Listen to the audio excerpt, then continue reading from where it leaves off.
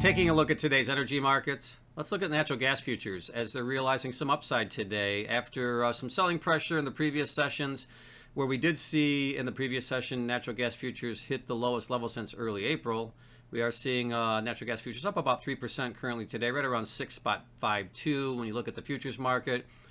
And I think when you look at some of the driving factors, a lot has to do with the storylines coming out of Europe and the reaction from a global perspective when I look at supply and also just delivery of natural gas to the European region. And I think that was certainly featured over the weekend, not only at the G7 meeting, but also the EU meeting, to discuss the possibility of the shifting dynamics of supply as they move towards the winter season when demand will increase quite a bit.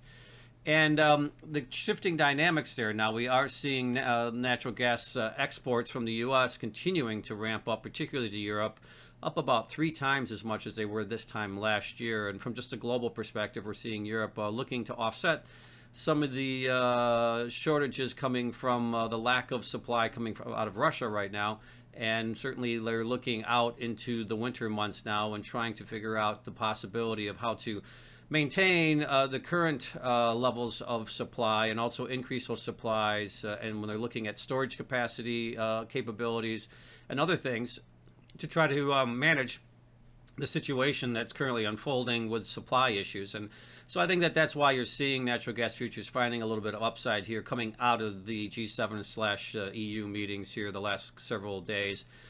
And also when you look at just the general trends, we are seeing energy finding a bit of a bid here today. And you look at RBOB and as well as WTI, Brent, over the last couple of weeks, they have been selling off. They're down off of their recent highs, but now the last day or so, we are seeing a little bit of stability. Now RBOB is a little bit lower today, but it did realize a nice move in the previous session higher. And then we're also seeing WTI up about just under 2% today, and again, hovering right around that 109 level.